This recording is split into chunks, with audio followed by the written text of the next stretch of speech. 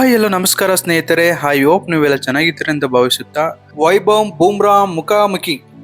ಮಳೆಯಿಂದ ಲೇಟಾಗಿ ಆರಂಭವಾದ ಪಂದ್ಯದಲ್ಲಿ ವೈಭವ್ ಸೂರ್ಯವಂಶಿ ಮತ್ತು ಯಶಸ್ವಿ ಜೈಸ್ವಾಲ್ ಅವರ ಬ್ಯಾಟಿಂಗ್ ಆರ್ಭಟಕ್ಕೆ ನಲುಗಿದ ಮುಂಬೈ ಇಂಡಿಯನ್ಸ್ ತಂಡ ರಾಜಸ್ಥಾನ ರಾಯಲ್ಸ್ ವಿರುದ್ಧ 27 ರನ್ಗಳಿಂದ ಪರಾಭವಗೊಳ್ಳಿತು.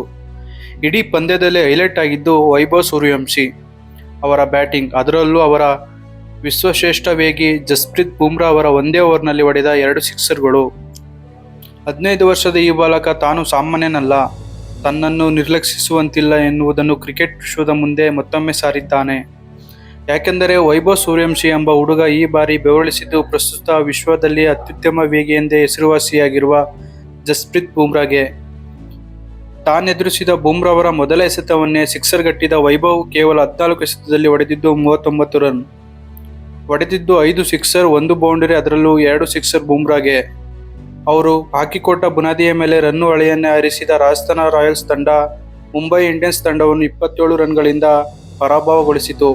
ಈ ಮೂಲಕ ಈ ಸೀಸನ್ನಲ್ಲಿ ಹ್ಯಾಟ್ರಿಕ್ ಜಯ ಸಾಧಿಸಿತು. ಜೊತೆಗೆ ಆಡಿರುವ 3 ಪಂದ್ಯಗಳಿಂದ 6 ಅಂಕ ಕಲೆ ಹಾಕಿ IPL ಅಂಕಪಟ್ಟಿಯಲ್ಲಿ ಮೊದಲ ಸ್ಥಾನಕ್ಕೇರಿತು. ಗುವಾಹಟಿಯ ಕ್ರೀಡಾಂಗಣದಲ್ಲಿ ಮಂಗಳವಾರ ನಡೆದ ಪಂದ್ಯ ಮಳೆಯಿಂದ ಕಾರಣ 11 ಓವರ್ಗಳಿಗೆ ಇಳಿಸಲ್ಪಟ್ಟಿತು. ಮೊದಲು ಬ್ಯಾಟಿಂಗ್ ಮಾಡಿದ ರಾಜಸ್ಥಾನ ರಾಯಲ್ಸ್ ತಂಡ 3 ವಿಕೆಟ್ ಕಳೆದುಕೊಂಡು 150 ರನ್ ಕಲೆ ಹಾಕಿತು. ಈ ಮೊತ್ತವನ್ನು ಬೆನ್ನತ್ತಿ ಹೊರಟ ಮುಂಬೈ ನಿಗದಿತ ಓವರ್ಗಳು ಮುಗಿಯುವುದರೊಳಗೆ 9 ವಿಕೆಟ್ ನಷ್ಟಕ್ಕೆ 123 ರನ್ ಗಳಿಸುವಷ್ಟೇ ಸಕ್ತವಾಗಿತ್ತು. ಮುಂಬೈ ಇಂಡಿಯನ್ಸ್ ತಂಡ ಮೊದಲನೇ ಓವರ್ನಲ್ಲಿ ರಿಕ್ವೆಲ್ಟಿನ್, 2ನೇ ಓವರ್ನಲ್ಲಿ ಸೂರ್ಯಕುಮಾರ್ ಯಾದವ್ ಮತ್ತು 3ನೇ ಓವರ್ನಲ್ಲಿ ರೋಹಿತ್ ಶರ್ಮಾ ವಿಕೆಟ್ಗಳನ್ನು ಕಳೆದುಕೊಂಡು ತಂಡ ಸಂಕಷ್ಟಕ್ಕೆ ಸಿಲುಕಿತು. ಇದು ತಂಡದ ರನ್ ರೇಟ್ ಮೇಲೂ ದೊಡ್ಡ ಹೊಡೆತ ನೀಡಿತು. ಪ್ರಥಮ ಕ್ರಮಾಂಕದ ಬ್ಯಾಟರ್ಗಳಾದ ನಮನ್ದೀರ್ 25 ರನ್ನು, ರುದರ್ಫೋರ್ಡ್ 25 ರನ್ ಕೆಲ ಉತ್ತಮ ರನ್ಗಳನ್ನು ಹೊಡೆದು ತಂಡದ ಮೊತ್ತವನ್ನು 100 ರನ್ ದಾಟಿಸಿದರು.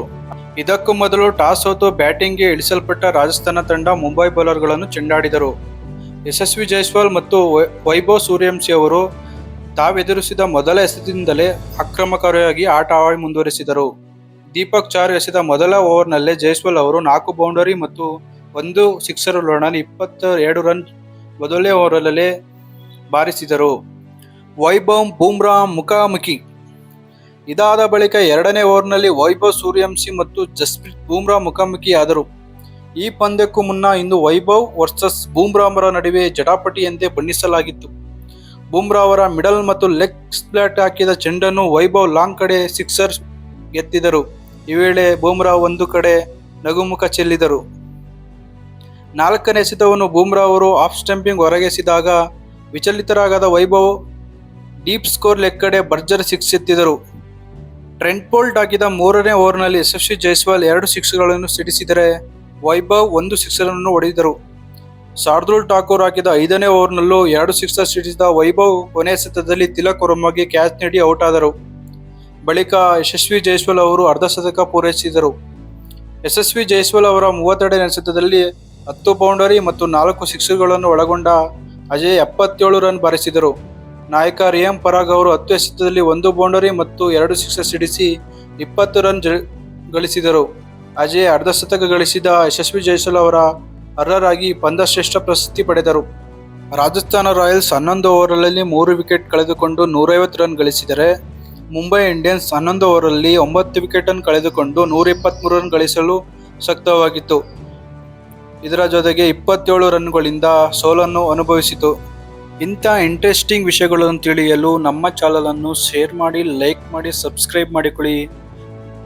ಹಾಗೆ ಸಪೋರ್ಟ್ ಮಾಡ್ತಾ ಇರಿ.